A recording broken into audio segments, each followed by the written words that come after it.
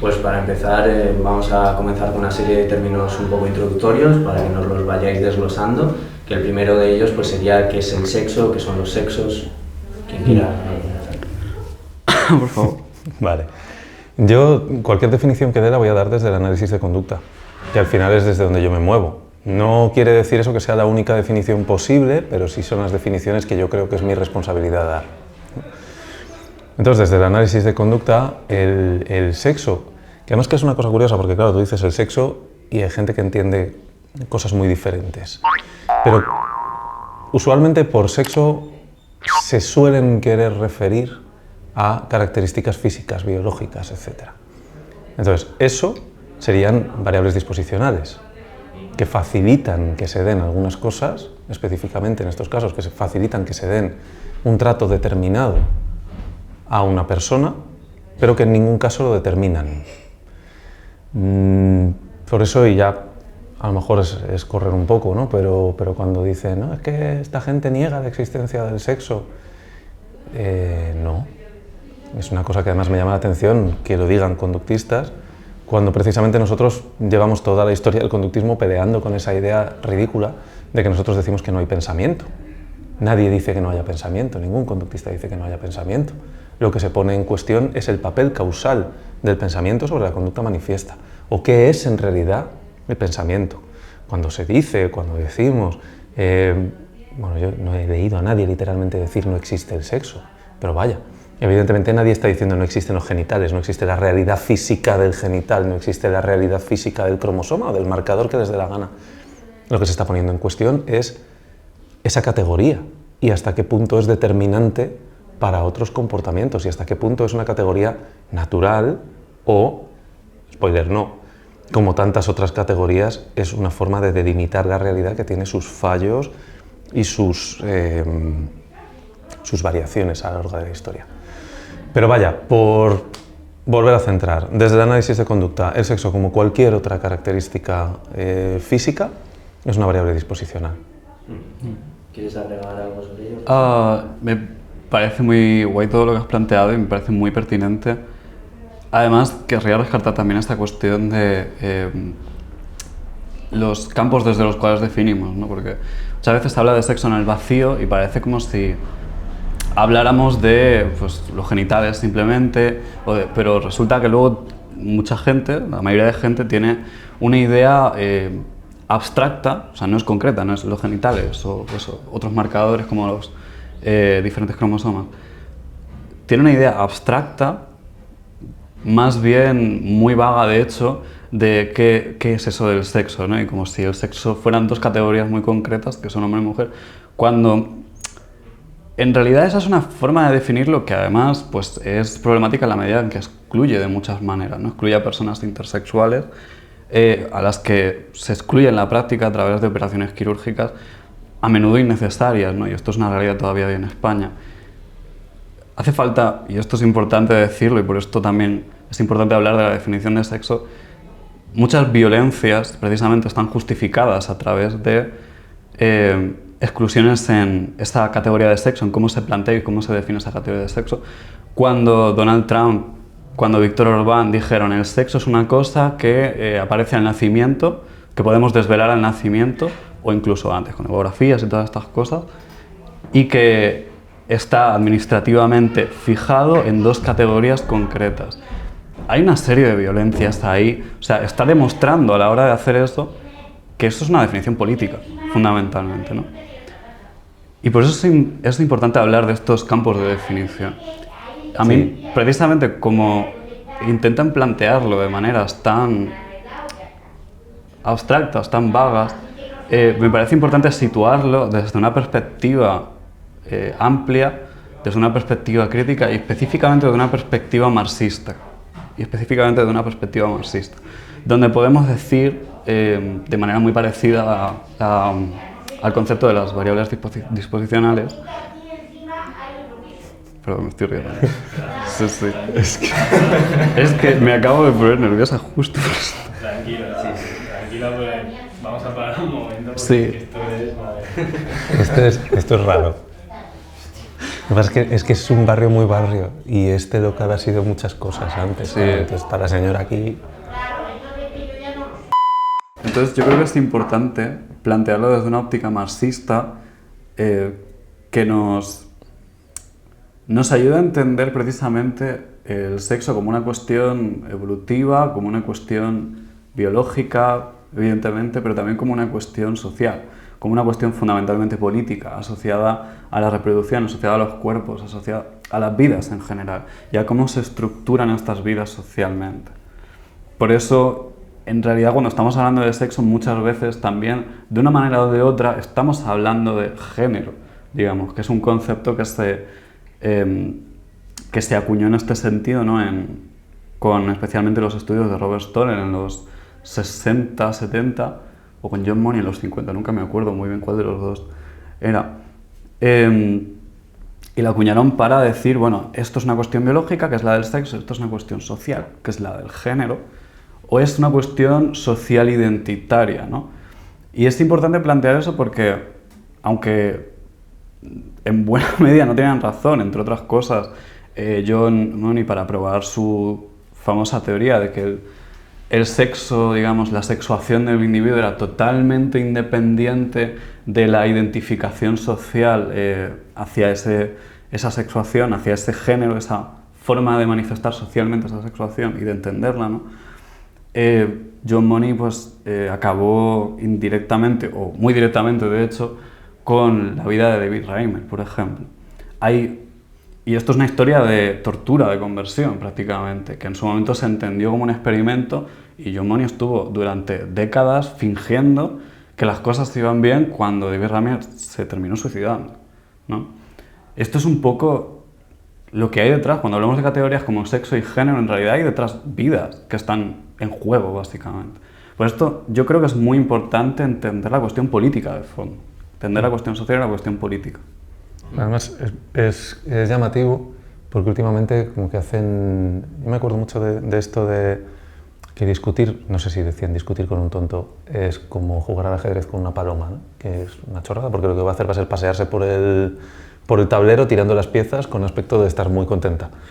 Y yo cada vez que veo a esta gente decir el sexo existe, como si estuvieran diciendo algo, ¿no? Como si fuera un gran argumento en contra de lo que sea, yo le veo unos andares de paloma a la cosa que para qué. Sí. Es como, ya, sí, ¿quién ha dicho que no? Exactamente qué punto crees que estás haciendo, que lo que demuestra es, una vez más, la falta de conocimiento de lo que critican, cosa que siempre a mí me llama la atención en personas a las que se les supone una cierta solvencia cultural, digamos, pero bueno. Sí, claro, es que al final es una cuestión de mala fe, es como siempre es el sexo, dicen que el sexo no existe, o dicen el sexo existe, como si lo negáramos, o como si, en particular las personas trans, ¿no? Es como, yo llevo años tomando medicación precisamente para cambiar caracteres sexuales de mi cuerpo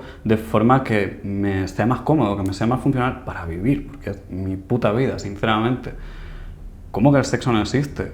Estoy demostrando que existe y que lo puedo cambiar, por lo menos hasta cierto punto y en determinados contextos, porque mi cuerpo pues, me permite unas cosas y hay otras que no me permite, o me juega ciertos riesgos, sí. Bueno, pues esos son precisamente disposiciones del cuerpo, disposiciones biológicas concretas, que tienen una historia de la reproducción detrás, que tienen una historia, y que tienen una historia biográfica, porque es mi historia, y es una historia que también tiene que ver con los espacios conceptuales a partir de los cuales yo soy capaz, yo y muchas otras personas, ¿no? Somos capaces de entendernos, de identificar precisamente cómo identificar cuestiones que nos atraviesan totalmente en nuestra relacionalidad social, en nuestro cuerpo, ¿no? Identificar cuestiones de cómo estoy yo más cómoda, ¿no? ¿Y qué sería el género desde el análisis de conducta? Pues mira, claro, es que suena casi a chiste porque desde el análisis de conducta todo es conducta, ¿no? Pero género, desde mi punto de vista, al menos dentro del análisis de conducta, claro, sería el conjunto de comportamientos a los que socialmente se les ha asignado, y con asignado quiero decir se han condicionado con una verbalización o con una definición concreta, ¿no? Vaya, algo comportamental.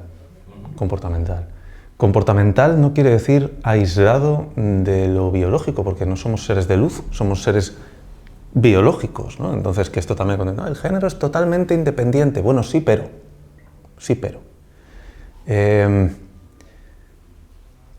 Claro, desde el punto de vista del análisis de conducta, y aquí es que de nuevo, una definición tiene que darse dentro de un contexto determinado.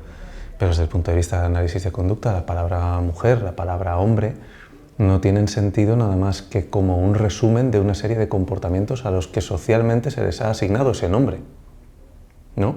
Es decir, desde el punto de vista del análisis de conducta, y estoy seguro de que habrá analistas de conducta en desacuerdo conmigo, ¿eh? Y me encantaría ver por qué. Honestamente, no es un me encantaría irónico, es un me encantaría ver por qué.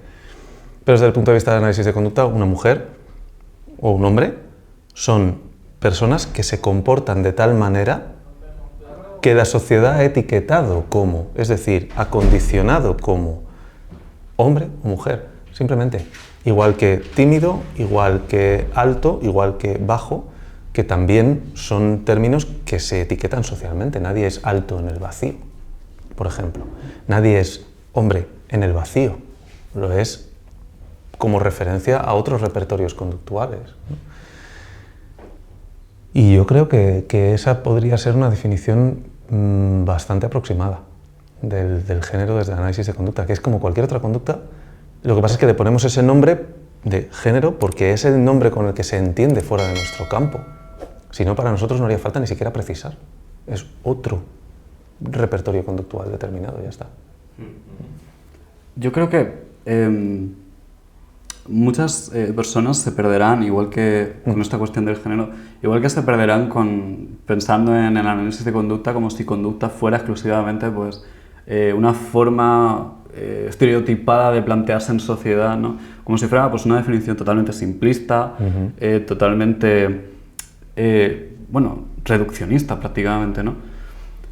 Cuando en realidad el género desde un punto de vista sociológico es una forma de estructurar la sociedad, de estructurar una sociedad en relación a un ordenamiento sexual concreto. Tiene que ver con la reproducción, pero es que también tiene que ver, obviamente, con la clase de aprendizajes, estas cuestiones conductuales en las que tú profundizarías mucho mejor que yo, desde luego. Pero tiene que ver con estos aprendizajes, con desaprendizajes, que en realidad vuelven a ser aprendizajes, ¿no? Es otra forma de llamarlos. Tiene que ver con cómo está atravesado tu cuerpo por esas violencias. Tiene que ver con cómo te entiendes en sociedad, pero entenderse en sociedad también es entenderse corporalmente y es entenderse en muchos sentidos, ¿no? Género es una manera muy genérica y bastante poco útil en muchos sentidos, ¿no? Y demasiado útil en muchos otros. Por ejemplo, en cuestiones jurídicas, cuestiones políticas, pues seguramente es muy importante hablar de género distinguiéndolo de sexo porque estamos en un campo concreto donde sexo podemos hablarlo como características sexuales, como un cuerpo sexuado concreto, y género podemos hablarlo como estas categorías que aparecen socialmente, que no están despegadas del todo realmente de esa sexuación, ¿no? Pero que van más allá de alguna manera. También por eso, de nuevo, importante entender que en diferentes campos, desde diferentes perspectivas, flancos, podemos entender definiciones que son ligeramente o a veces bastante diferentes. Pues decías de profundizar, bueno, que él podría profundizar un poquito más en las cuestiones de aprendizaje, así que si queréis profundizamos en el papel del aprendizaje, digamos, en contraposición a lo que sería la parte biológica.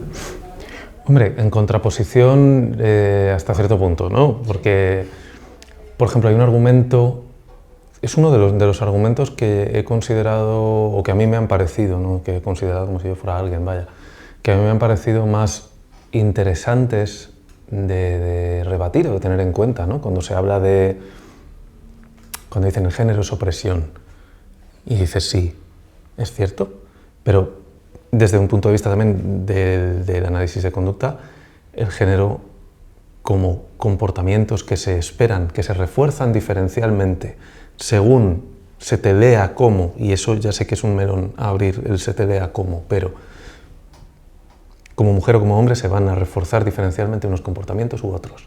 Ya está. Es cierto que esa lectura como mujer o como hombre muy frecuentemente empieza en el momento en que naces. Y hay un señor, médico, quien sea, que hace así y dice hombre, mujer, ya está. Y entonces empieza toda una cadena de aprendizajes.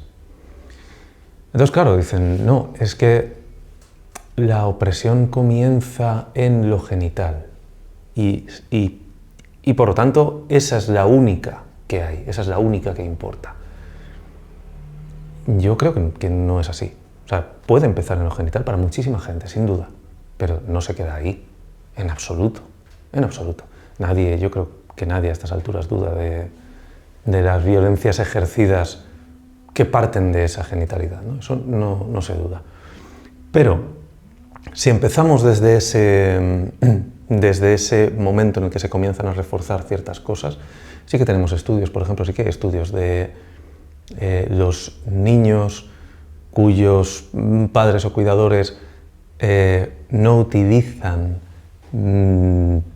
expresiones tan marcadas de diferenciación, tardan más tiempo en nombrarse y en nombrar a las otras personas como hombre o como mujer. O sea, al final es algo moldeado y modelado.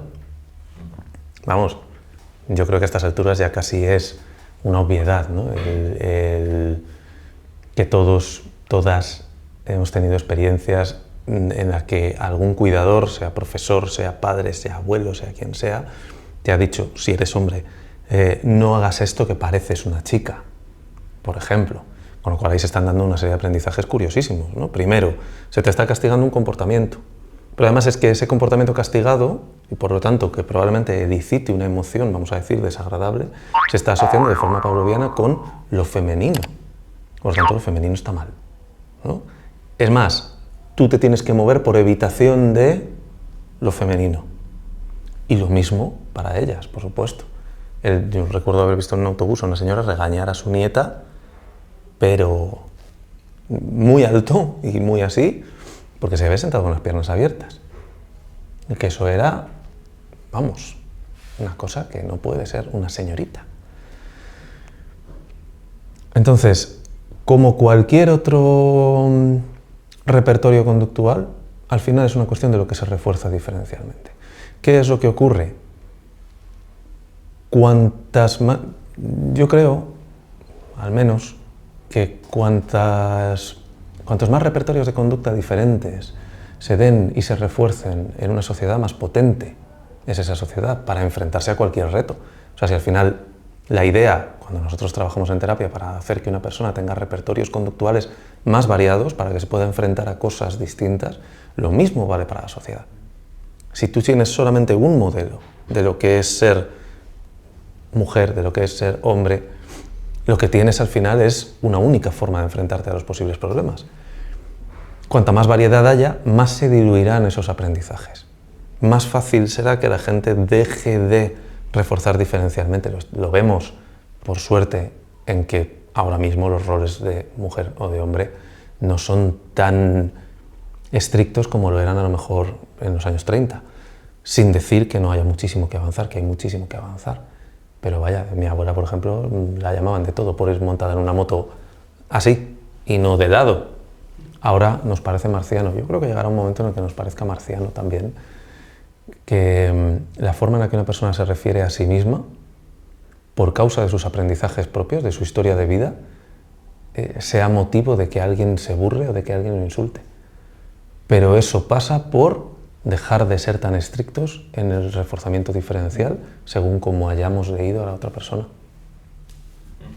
Sí, yo también, intentando concretar un poco esto y planteándolo también desde un punto de vista más personal para mí, ¿no? A mí siempre me llama la atención cómo parece que hay un estereotipo exageradísimo sobre las personas trans. Bueno, un estereotipo exagerado es que solo existen las mujeres trans, porque hay un estereotipo que yo no acabo de entender, que es los hombres trans no existen. Pero esta es como la imagen que se ha heredado, ¿no? de los años a lo mejor 90, donde empezaron a aparecer públicamente mujeres trans y donde aparecían era obviamente en las esquinas, que era el único sitio donde las dejaban estar. Y claro, a mí me llama mucho la atención con no solo ese estereotipo de solo existen las mujeres trans, que también en buena medida es un reforzamiento binarista, ¿no? Solo existe una posibilidad u otra, y eso está ahí precisamente para reforzar esa diferencialidad, ¿no? Esa diferenciación absoluta. Pensando sobre esta diferencialidad, también está el estereotipo de que pues, una mujer trans es una mujer femenina, además como muy estereotípicamente femenina, pero de estereotipos de hace unas cuantas décadas ya, no como los actuales, que no están muy avanzados en relación a los otros, pero son otra cosa, ¿no? Y es un estereotipo que no solo me llama la atención, porque obviamente hay muchísima gente que no encaja ahí, y entre otras cosas hay muchísimas personas que somos no binarias simplemente, ¿no?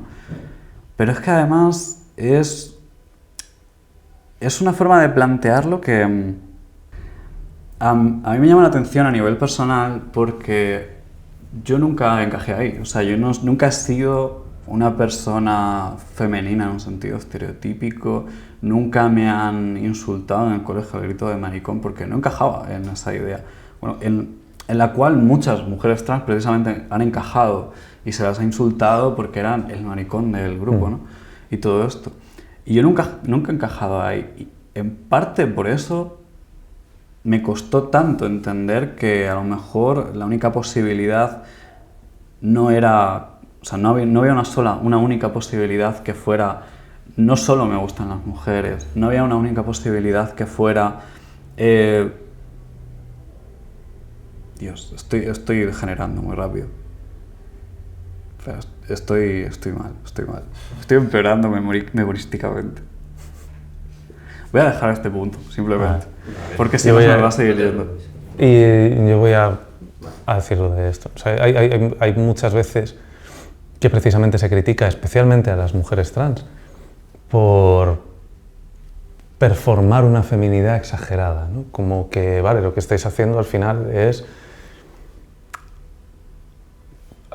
ser una mujer como que viene de las fantasías sexuales de los hombres, ¿no? Y aquí es que no quiero ni mencionar lo de la autoginefilia, que es un disparate absoluto y una barbaridad, ¿no? Que no hay que dignificar ni con una discusión. Pero, claro, luego ves los criterios que se siguen en algunas, y ya el nombre dice mucho, ¿no? Las unidades de trastorno de identidad del género, las UTIG, y esto, hay unidades que lo niegan, pero yo sé, no iba a decir de primera mano, pero de segunda mano, de gente que va y que luego te lo cuenta, que dicen, a ver, yo voy y digo, hola, buenas, quiero comenzar un tratamiento hormonal, no sé qué, y dicen, ya, pero si tú crees que eres mujer, ¿por qué no has venido en falda? ¿Por qué no llevas ropa interior femenina? ¿Por qué no tienes el pelo largo? ¿Por qué no te has maquillado? ¿Por qué no o sea, no sé. Quiero decir, mi madre no entra en ese estereotipo, entonces.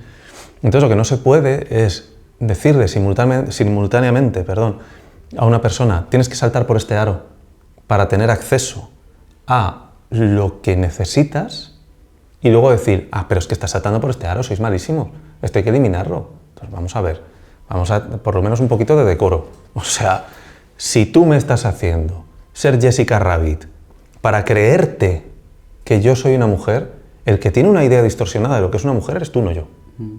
Que eso es grave y eso es importante.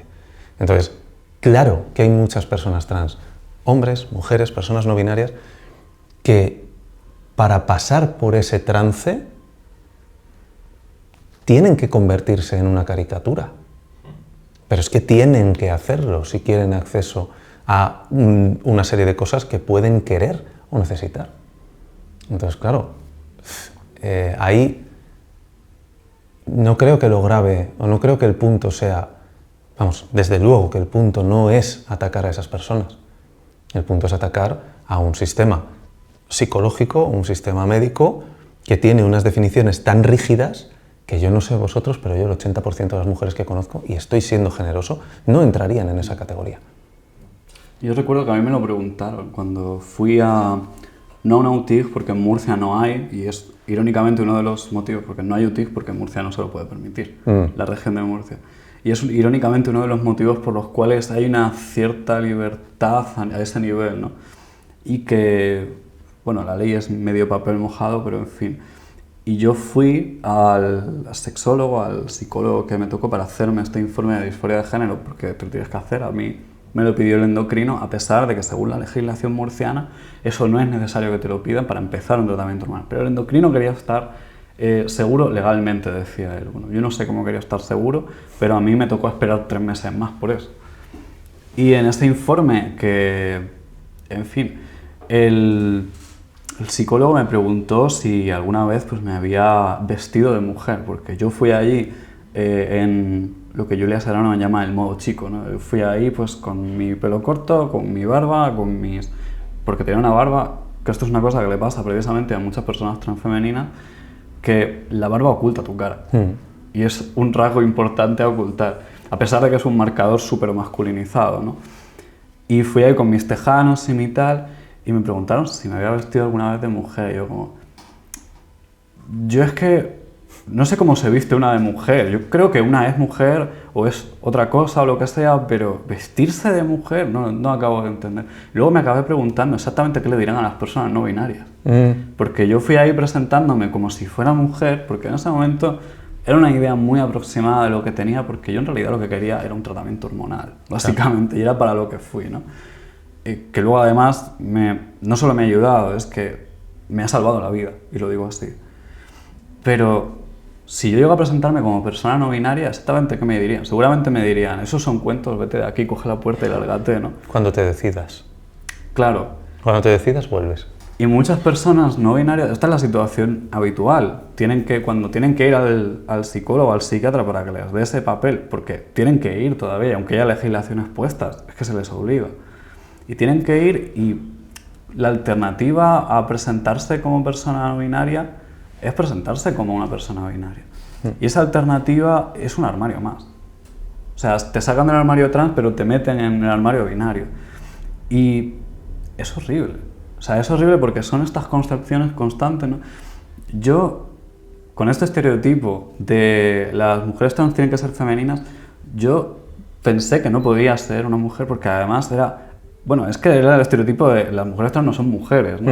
Y las mujeres trans nunca pueden ser guapas porque esos cánones están dictados desde normas cis, desde normas blancas, están dictados desde una serie de patrones estéticos concretos, por llamarlos así, ¿no?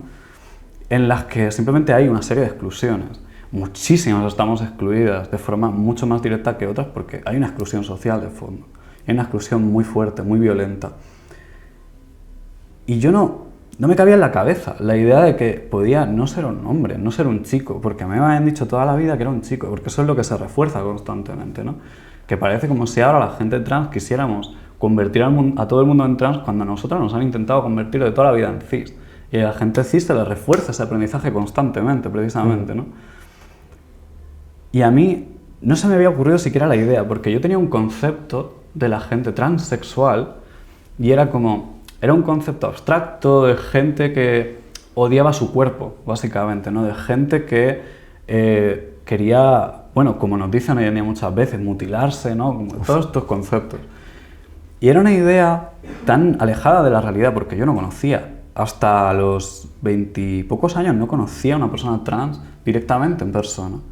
La primera persona trans que conocí directamente, que yo supiera y que fuera abiertamente trans, fue mi actual pareja, que es Will, y que escuchándome hablar me dijo, es que todo esto me está sonando a que a lo mejor, piénsatelo, eres trans.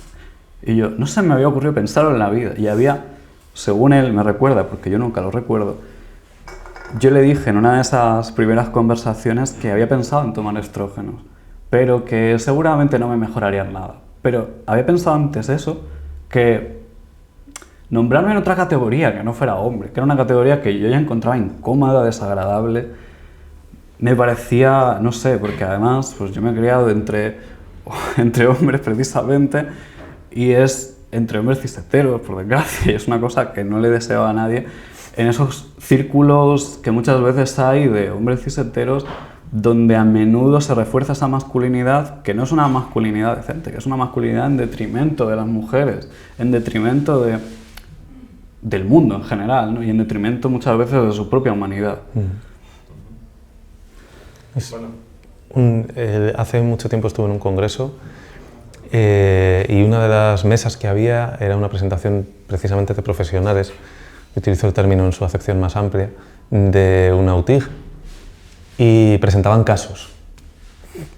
Yo en aquel momento tenía a una persona trans sentada a mi lado y claro, estábamos alucinando. Había un caso que presentaba una chica toda encantada porque lo había conseguido resolver, que ya ahí hay una cosita un poquito problemática, ¿no? Pero bueno, vaya. Después de 2 años que habían tenido una persona que iba y que, bueno, pues que, claro, en retrospectiva, para las personas con algo de conocimiento de este tema, a lo mejor que estábamos mirando era como tenías delante una persona no binaria. Eso era lo que tenías delante. Pero esta chica estaba, claro, yo no le podía dar ningún permiso ni ninguna tal para hacer nada, porque es que unos días me decía que quería ser hombre, otros días me decía que quería ser mujer y otros días me decía que no estaba seguro de si era una cosa u otra.